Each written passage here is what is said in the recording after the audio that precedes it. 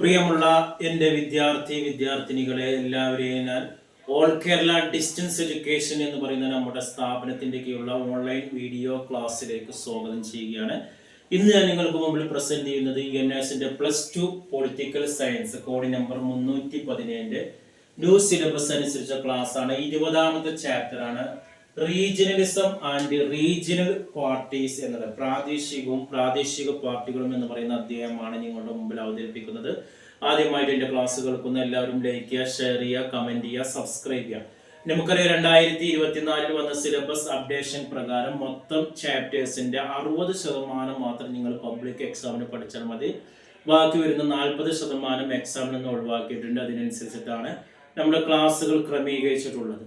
ഇന്നത്തെ ചാപ്റ്ററിൽ നമ്മൾ 2 മാർക്ക് 3 മാർക്ക് 4 മാർക്ക് 5 മാർക്കിന്റെ ഒക്കെ ക്വസ്റ്റ്യൻസ് എങ്ങനെ ആൻസർ ചെയ്യാന്നുള്ളതാണ്. പ്രത്യേകിച്ച് മലയാളം മീഡിയക്കാർ ഉദ്ദേശിച്ചിട്ടാണ് ഇന്നത്തെ ക്ലാസ്.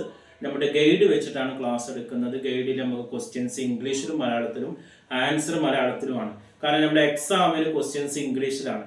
അപ്പോൾ അതിന്റെ അർത്ഥം മനസ്സിലാകാൻ വേണ്ടിയിട്ടാണ് നമ്മൾ ബോർഡിൽ ക്വസ്റ്റ്യൻസ് ഇംഗ്ലീഷിൽ പറഞ്ഞ് അതിന്റെ അർത്ഥം മലയാളത്തിൽ പറഞ്ഞ് ആൻസർ മലയാളത്തിൽ പറയുന്നത്. അതേ രീതി തന്നെയാണ് ഗൈഡിലും വരുന്നത്. ഗൈഡ് എല്ലാ വിഷയത്തിന്റെ ആവശ്യമുള്ളവർ എൻ്റെ വാട്സപ്പ് നമ്പറിൽ കോൺടാക്ട് ചെയ്ത പോസ്റ്റ് വഴി അയച്ചിരുന്നതാണ്.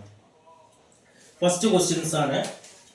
What is name the sum regional parties of India. ഇന്ത്യയിലെ ചില ദേശീയ പാർട്ടികൾ, പ്രാദേശിക പാർട്ടികൾ, ദേശീയ പാർട്ടികളല്ല പ്രാദേശിക പാർട്ടികൾ ഏതൊക്കെയാന്നുള്ളതാണ് പറയുന്നത്.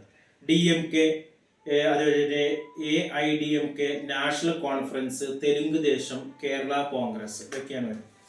രണ്ടാമത്തെ ചോദ്യമാണ് why political leader encourage the feeling of regionism. എന്തിനാണ് രാഷ്ട്രീയ നേതാക്കൾ പ്രാദേശികത്വത്തെ പ്രോത്സാഹിപ്പിക്കുന്നത്?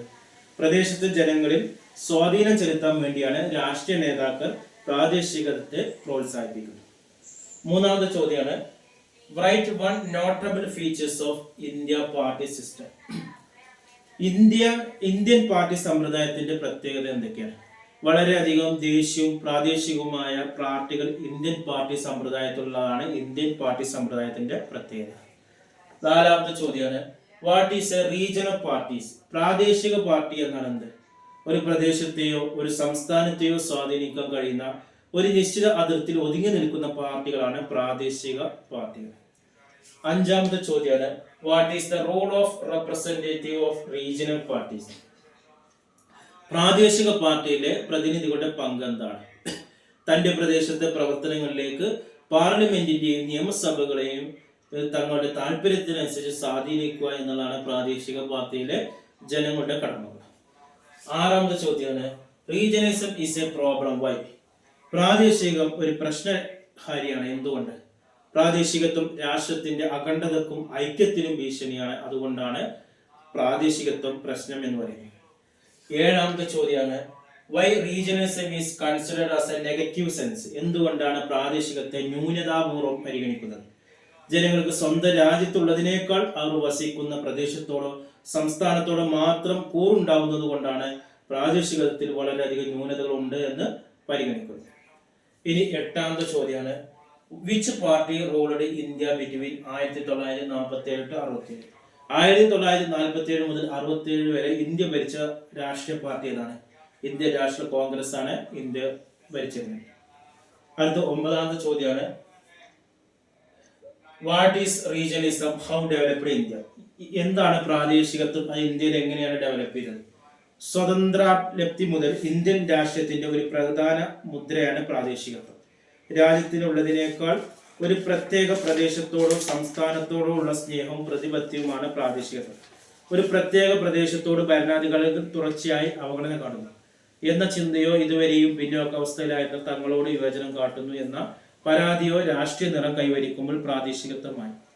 ഇത് ഡെവലപ്പ് ചെയ്തത് ബ്രിട്ടീഷ് ഭരണകാലത്ത് തന്നെ പ്രാദേശിക വാസന ഉണ്ടായിരുന്നു. വിവിധ പ്രദേശങ്ങളിലെ ജനങ്ങളെ പ്രാദേശിക അടിസ്ഥാനത്തിൽ ചിന്തിക്കാനും പ്രവർത്തിക്കാനും മനഃപൂർവ്വം പ്രോത്സാഹിപ്പിച്ചവരാണ് ബ്രിട്ടീഷ് ഭരണാധികാരികൾ. അടുത്ത ചോദ്യമാണ് what are the causes for the development of regionalism. പ്രാദേശിക ചിന്താഗതി വളരാനുള്ള കാരണങ്ങൾ എന്താണ്? ഒന്ന്, ഭരണപരവും രാഷ്ട്രീയപരവുമായ അധികാരം അമിതമായി കേന്ദ്രീകരിച്ചിരിക്കുന്ന സംസ്ഥാനങ്ങളിൽ അധികാര വികേന്ദ്രീകരണം വേണമെന്ന മുറവിളി വരുമ്പോൾ. രണ്ട്, ഒരു പ്രത്യേക തത്വശാസ്ത്രമോ ഭാഷയോ സംസ്കാര രീതിയോ എല്ലാവരുടെയും മേൽ അടിച്ചേൽപ്പിക്കാൻ കേന്ദ്ര ഗവൺമെന്റ് തീരുമാനിക്കുമ്പോൾ. 3 ഫെഡറൽ സമ്പ്രദായം നിലവിലുള്ള രാജ്യങ്ങളിലെ സാംസ്കാരികപരമായി വ്യത്യസ്തങ്ങളായ ഉപസംസ്കാര വിഭാഗങ്ങൾ കൂടുതൽ സമയം ഭരണാവകാശം വേണമെന്ന് വാദിച്ചു തുടങ്ങുന്നു. 4 പ്രത്യേകമായ സ്വതന്ത്രമായ ഒരു ഉപസംസ്കാര പ്രദേശം തങ്ങൾക്കായി തിരഞ്ഞെടുക്കുമ്പോൾ പ്രാദേശിക ഗ്രൂപ്പുകളുടെ നേതാക്കൾ ആഗ്രഹിക്കാൻ തുടങ്ങും. ഇന്ത്യയിലെ പ്രാദേശികത്തിന് മറ്റൊരു മാനദണ്ഡമുണ്ട്. തദ്ദേശ രാഷ്ട്രീയ നേതാക്കളുടെ വ്യക്തിപരവും സ്വാർത്ഥപരമായ മോഹങ്ങളാണ് അതിന്റെ പിന്നിൽ മുഖ്യമായി പ്രവർത്തിച്ചിട്ടുള്ളത്. കേന്ദ്ര സംസ്ഥാന മന്ത്രിമാരെയും മറ്റ് നിയമിക്കുമ്പോൾ കേന്ദ്ര നേതാക്കളുടെ ഈ പ്രാദേശിക ചിന്താഗതി നമുക്ക് ശരിക്കും കാണാൻ കഴിയും. ലാസ്റ്റ് ചോദ്യമാണ്, what are the role of regional parties in the growth of regionalism? പ്രാദേശിക ചിന്താഗതി വളരാൻ പ്രാദേശിക പാർട്ടി വഹിക്കുന്ന പങ്ക് എന്തെല്ലാമാണ്? ഉത്തരം, ഒരു സംസ്ഥാനത്തിലോ പ്രദേശത്തോ ഒതുങ്ങി നിന്ന് പ്രവർത്തിക്കുന്ന പാർട്ടികളാണ് പ്രാദേശിക പാർട്ടികൾ. പ്രാദേശിക അടിസ്ഥാനത്തിലുള്ള വംശീയമോ മതപരമോ സംസ്കാരമായ വ്യക്തിത്വം സംരക്ഷിക്കാൻ വേണ്ടി നിലകൊള്ളുന്നവയാണ് ഇവ. ഇന്ത്യ രാഷ്ട്രത്തിൽ പ്രാദേശിക പാർട്ടികൾ നിർണായക പങ്കാണ്. അഖിലേന്ത്യാ കക്ഷികളിൽ നിന്ന് അധികാരം പിടിച്ചെടുക്കാൻ പോലും ഇവർക്ക് കഴിയുന്നു. DMK, അണ്ണാ ഘടകം, Akali Dal, national conference, Shiv Sena, Assam Gana Parishad, Samajwadi party, Telugu ദേശം എന്നിവ പ്രാദേശിക പാർട്ടികൾക്ക് ഉദാഹരണമാണ്. ഇതോടെ ഈ ചാപ്റ്റർ കഴിഞ്ഞു. ഇതുമായി ബന്ധപ്പെട്ട് എന്തെങ്കിലും സംശയം ഉണ്ടെങ്കിൽ നിങ്ങൾക്ക് ചോദിക്കാവുന്നതാണ്. എല്ലാ വിഷയത്തിന്റെ ക്ലാസ്സുകൾ നമ്മുടെ ചാനലിൽ സബ്സ്ക്രൈബ് ചെയ്താൽ മതി. ഇതിൽ വരുന്ന മൾട്ടിപ്പിൾ ചോയ്സ് ക്വസ്റ്റ്യൻ നമ്മൾ മറ്റൊരു വീഡിയോയിൽ അവതരിപ്പിക്കും. അഡ്മിഷൻ സംബന്ധമായ കാര്യങ്ങൾക്ക് 1 മാസം കൊണ്ട്, 2 മാസം കൊണ്ട്, 3 മാസം കൊണ്ട്, 6 മാസം കൊണ്ട് SSLC +2 ഇന്ത്യയിലെ മുഴുവൻ സ്റ്റേറ്റുകളിൽ നമ്മൾ അഡ്മിഷൻ കൊടുക്കുന്നുണ്ട്. അഡ്മിഷൻ എടുക്കാൻ താല്പര്യമുള്ളവരുടെ വാട്സപ്പിൽ കോൺടാക്ട് ചെയ്യുക. അതേപോലെ തന്നെ വീട്ടിലിരുന്ന് ഓൺലൈനായിട്ട് +2 SSLC എഴുതാനുള്ളവർക്ക് മൊബൈലിൽ പരീക്ഷ എഴുതാനുള്ള സംവിധാനമുണ്ട്. ബോസ് എഡ്യൂക്കേഷൻ ബോർഡിൻ്റെ. അതേപോലെ തന്നെ ഇഗ്നോ ശ്രീനാരായണപുരം യൂണിവേഴ്സിറ്റിയുടെ ഡിഗ്രി PG അഡ്മിഷനും നൽകുന്നുണ്ട്. കൂടുതൽ വിവരങ്ങൾക്കും അഡ്മിഷനും കോൺടാക്ട് ചെയ്യേണ്ട വാട്സപ്പ് നമ്പർ നമ്മുടെ ചാനലിൻ്റെ ഡിസ്ക്രിപ്ഷൻ ബോക്സിലുണ്ട്. അത് നിങ്ങൾ കോൺടാക്ട് ചെയ്യുക. 9037114679. Okay, thank you.